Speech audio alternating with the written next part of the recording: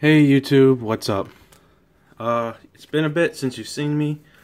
Like a month since I was able to upload a video, which makes sense because in the last month I've had a lot of crap going on. My mother's had 2 surgeries. My wife was in the hospital for a week. Currently this week, I have a grandfather that's like dying. A lot of things going on. That's why you haven't seen me be able to upload regularly. But I have some time at the moment in between all those problems and my 50-hour-a-week job and wife, daughter, etc., gym, tournaments to actually do a video right now. So I'm just going to try to get one done. This is a deck I don't think I've ever profiled before. This is my Gavrail deck. I used to prefer no seal to Gavrail, but today, in this day and age, with this meta at the way it is now versus how it was like a year or so ago, I think Gavrail is the better of the 2 decks now. Without like 4 reef roasts and stuff, I don't feel like Gavrail or no seal has any strong enough push anymore. Like it has lots of great defense and things like that, but at the end of the day, you've got to kill your opponent before you can deck out, especially in a deck that can deck out somewhat quickly. But yeah, so I'll get started. For my starter, I am running Hope Child Turiel. I like her over what most people would probably choose to play, the Black Candle starter, for a few reasons. One, she is not generation break, so early game she can help you not misride. Like let's say you haven't gotten your grade 3 yet, but you damage check. Oh look, I just damage checked a Gavrail. You can use this card to make sure you get that card you need. Other than that, she lets you grab face down cards. The disadvantages of her versus the Candle is that Candle only grabs face ups, however she can grab face downs. Other than that, they're very similar. The downside to her versus Candle, Candle breaks even, and this card is a -1. But really all you're doing is giving up this 5k booster, if you call that a -1, I guess. But usually, especially once you get to the point where your Vanguard starts striding, it doesn't matter that you do that. I wouldn't even count it necessarily a -1 at that point, especially since you're grabbing a card that's probably going to give you card advantage because it's the right card you need for the situation. So that's it for that. Into the triggers. We've got 4 Black Spark, 4 critical hit, and 3 vanilla crit. I'm playing a total of 11 crits in the deck.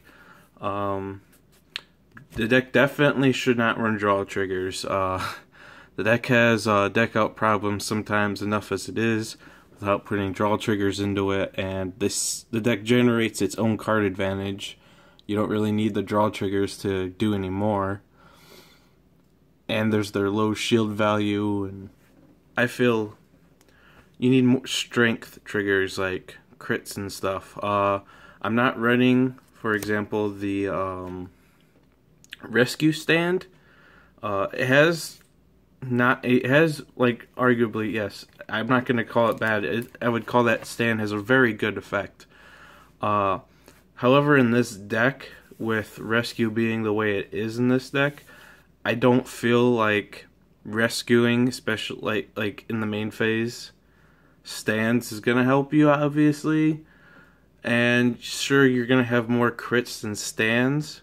But I just want like everyone to matter, as well as having super heavy crits early game. No matter what I'm getting them attacking, it's helpful. They just seem like the better, optimal, more consistent way to do it. That said, though, I do play one Refros because you have to. This card's way too good not to play it. Even at 1, this card is still like so good. Put back triggers, power up your field. It's a really great face-up damage, that too. It's a really good card. You should, like, if it was at more than 1, it'd be busted. When it was at 4, it was stupid good. But at 1, you still have to play it. And then, obviously, our last trigger is our 4 Sunny Smiles. It's a heal trigger with a not awful effect, better than just playing a vanilla. And it can boost for more than a vanilla, so that is it for our grade 0s. Into the grade 1 lineup, we got 4 Stride Fodder. I play 4 of the Damage Unflipping Perfect Guard. I prefer to play this over the Rescue because the Rescue can be good. It's a little bit more awkward though, getting the Perfect Guard into the damage zone, having to keep it there. It can be awkward. Most of the time, you don't even get to use that Perfect Guard skill because that situation doesn't come up. And it has to stay face up, which hinders your ability to use it as a counterblast. Plus, the deck has to use the cards that are face up way more than it gets to utilize the cards that are face down. So being able to create face up cards gives you more options. Not just does it give you another counterblast, but gives you more cards that you can pick from to use, because you can only really use, most of the time, the face up cards. And then we got 3 Ponies, our big boosting grade 1. And then our last grade 1, I play 3 Drill Motor Nurse. She is a really nifty card. I really like her. When she's sent to the drop zone from damage, you can call her, and if it was because of rescue, she gets +3. So she like jumps onto the field as a 10k boost. She's really fantastic, especially on your Gavrail turns. Yeah, really great card. Like it a lot. I'll talk about it a little bit more when I get to the grade 2s in a second, so because it has its own grade 2 counterpart.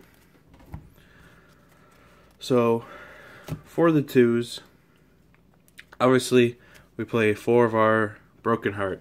This card was aptly named because it's broken. It's like the best grade 2 in the deck. Your opponent's going to spend a lot of time trying to kill this card because it's so good. It gets massive, it powers up the Vanguard.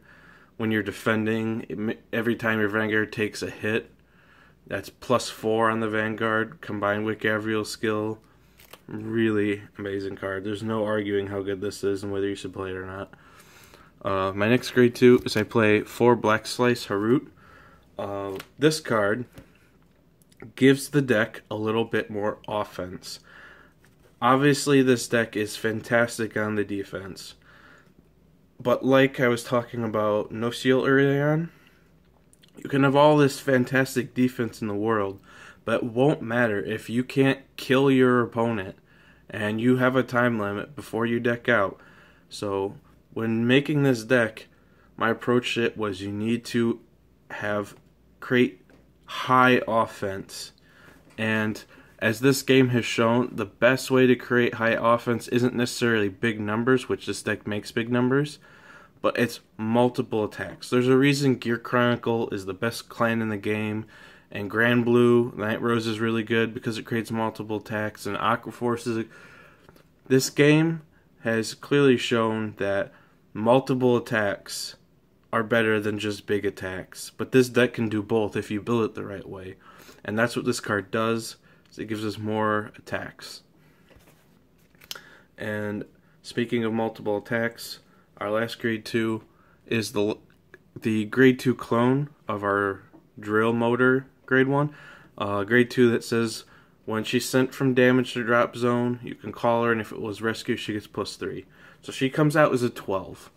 And she is fantastic when you're doing your Gavrail play, because you can attack with some rear guards, attack with Gavrail, rescue her, call her.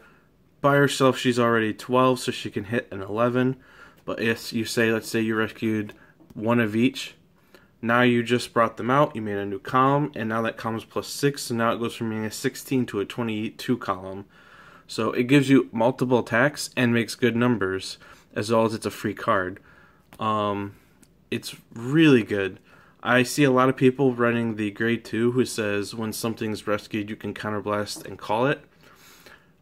Even with the fact that this is Angel Feathers and it can create face-up damage, even with the Perfect Guard who flips damage, this deck is still a counterblast heavy deck. So I worry about that. Plus that card is only helpful when it's out and you're rescuing. This card is just helpful, like, period, without the cost to it. And this is a good card to go to damage. And this is a good card to counterblast. Often in this deck, the cards that are good, you don't want to counterblast. This is a way to counterblast. You're like, you know what you want to counterblast. You're just going to rescue it later and call it. It's really good. It helps create the multiple attacks, as I said, to increase the deck's offense. For the grade 3s, we obviously have our 4 Gavrail. Very good card, defensive and all, and helps build resources. Then we have 2 of our Black Devote. She's a very cool card. Using her in her stride, you can get yourself a rescue, start powering up your field, change your damage up a little bit, and she's a resource while in the damage still, where she could jump to the field and do a rescue and get some cards to power up, and she's helpful in that sense. You don't want to ride her, but... and for my last grade 3, I am teching 1 Calamity Flame. I'm not going to necessarily stick with this. It's been working fine right now. My thought to it was, if I can't ride Gavrail and I have to ride to a 3, at least this card works on both Vanguard and Rearguard, and it can still have that +2 when I take damage, so it can help defend me until I can get onto the Gavrail. As well as this card works the same way on the Rearguard, where it functions like a pony and will power up and stuff, so it's been working fine right so far. That's why I'm playing it. Last, getting to our G zone. First, we'll start with the G guards.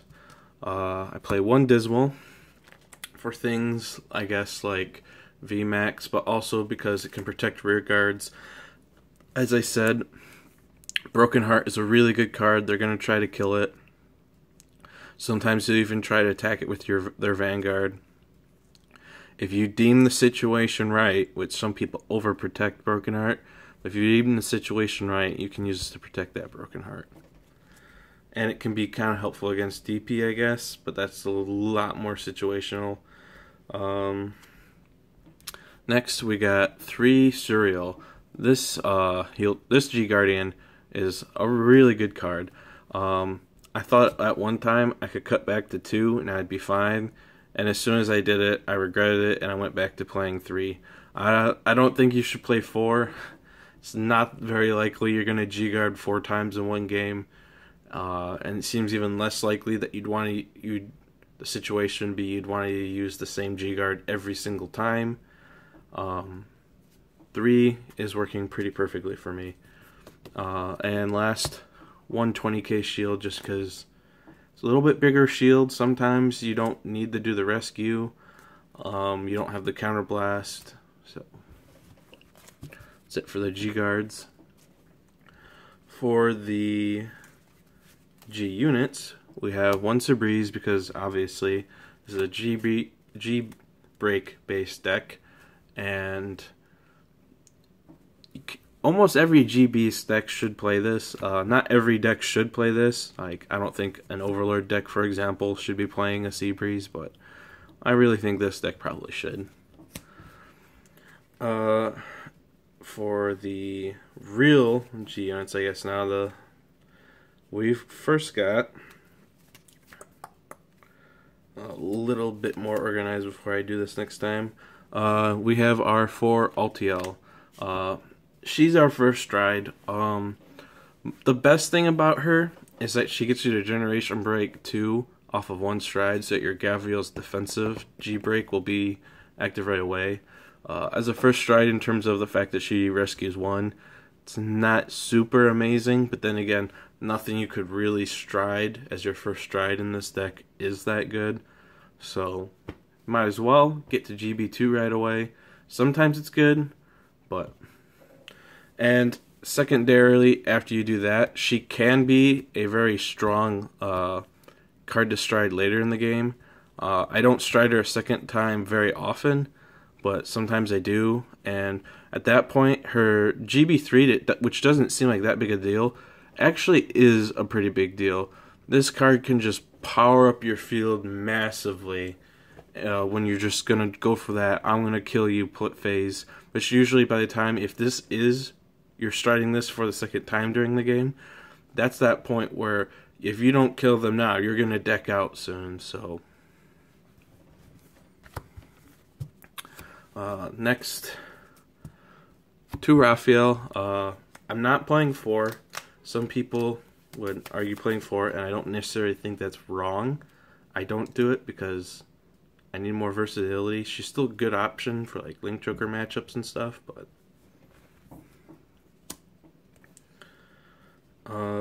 yeah, I don't feel the need to play 4 of her. Most games you don't use her. I'd rather push, and she doesn't really push. And then last spot in the deck, 4 of our Gavrail stride. Very, very strong card. This is usually your second stride, and usually this is a card that ends games, and it's so good at what it does. You get to swing, and then you get to rescue 2, which will cause things to power up, and then her own skill will power things up. And you could rescue, as I said, the grade 1 and 2 who will call themselves and create more attacks. Really, really good. Very seldom do I get past both these strides and my opponent's not dead yet. In the tournament play that I've ever done with this a couple times, I think it's only happened once. And that's where I had to go into my second LTL stride, and then but I had all this face-up damage, so I just powered up everything, made my columns huge, went in for game. But yeah, so that's it for this deck profile. I'm going to be trying to catch up on some deck profiles that I've been meaning to do, but I've been too busy to do, like my Great Nature, and GB10 comes out this week, so I'll have some of those. But thank you for watching. I know this is really slow. Like, this deck came out and was updated like months ago, like back in December, and I'm just now getting to it, but when I have time to upload, that's when I upload. Thank you guys for watching.